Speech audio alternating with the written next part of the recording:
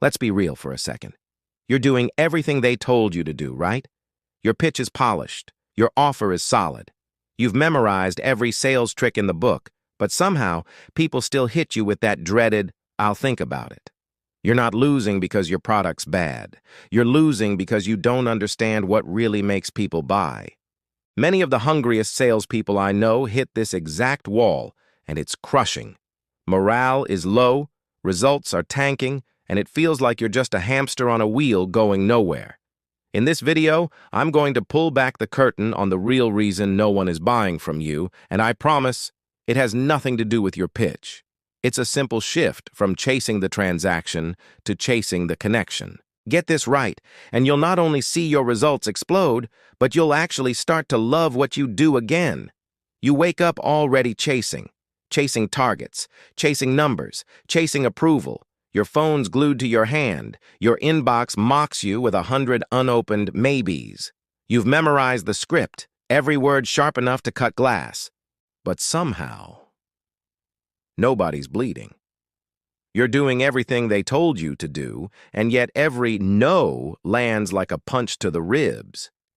Every "let me think about it" feels like someone slowly walking away while you stand there, smiling, pretending it's fine. And somewhere between rejection number 8 and follow-up number 20, you start whispering to yourself, "Maybe I'm just not built for this." But that's not it. You're not broken. The rules are. See, there's a silent trap in the hustle culture, the belief that more effort equals more results. But when it comes to people, that equation doesn't hold, because the harder you sell, the less they feel. And when people stop feeling, they stop buying. That's what I call the grinder's paradox. You're working harder than ever, but sounding less human with every pitch. Here's the truth no one told you. People don't buy because your logic is flawless. They buy because, for a brief second, something in them feels seen. Your product isn't what convinces them. Their own emotions do. And until you understand that, you'll keep playing tug-of-war with their wallet when what you should be doing is dancing with their mind. That old sales playbook sitting on your desk? Throw it out. It was written for a world that doesn't exist anymore. Back then, sales was a war of numbers, more calls, more pitches, more pressure. You were told, be relentless, be persuasive, be unstoppable. But the game has changed because people have changed. Today's buyer walks in armed with more information than most sales teams combined. 70% of their decision-making journey is already done before they ever hear your voice. And here's the brutal truth. 75% of B2B buyers would rather never speak to a rep at all. They don't want to be handled. They don't want to be another name in your CRM. They want to be understood, heard, respected. Because here is the part no one tells you. The old way doesn't fail because the pitch is weak. It fails because it forgets the person. Every time you interrupt, every time you actively listen just to reply, you burn trust. You build transactions, not relationships. And people don't buy from transactions. They buy from connection. That's the real killer of the modern deal. Not competition, not price, disconnection. The invisible wall between your intent to sell and their desire to be seen. Until you tear that wall down, you're not selling. You're shouting into the void. You're not failing because your product's weak. You're not failing because your pitch isn't sharp enough. You're failing because you're starving for connection. I call it the connection deficit. It happens when you're so obsessed with closing the deal that you forget why you started the conversation in the first place.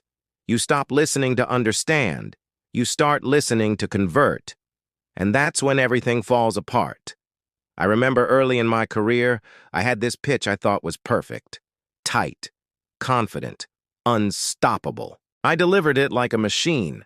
Every feature, every benefit, every value point. And when I finished, silence. Then a polite, "Thanks, but no thanks." That silence haunted me. A few weeks later, I ran into someone from that same company at an event. No scripts, no sales agenda, just two humans talking. He told me about his industry, the headaches, the small wins, the project he was passionate about. And for once, I didn't try to sell. I just listened. By the end of that conversation, he looked at me and said, "You know what? We should actually talk. I think you can help us." That's when it hit me.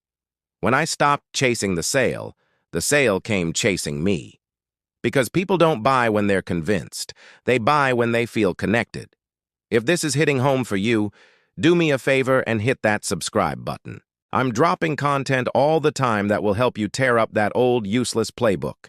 Now, shifting from closing to connecting isn't some fluffy mindset hack. It's a skill you can start using today. Step 1. Pitch less. Probe more. Stop barreling into your rehearsed monologue. Instead, ask smart, open-ended questions. Get curious. Your job isn't to talk, it's to listen. Really listen. When you do, something magical happens. Instant trust. People feel seen, heard, understood. Step 2. Reframe objections as openings.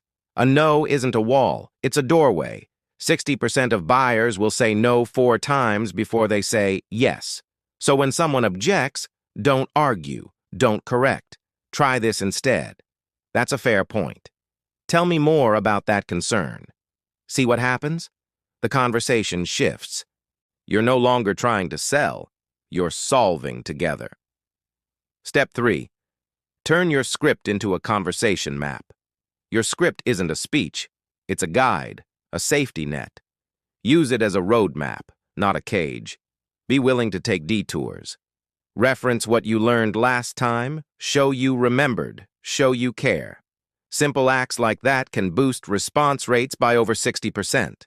Why? Because humans respond to humans, not to scripts. This is where the magic happens. When you stop trying to close a deal and start building a connection. When the sale is no longer the goal, it comes looking for you. So stop chasing the commission. Start chasing the connection. Your numbers will rise, yes, but more importantly, your energy and purpose will come back. You stop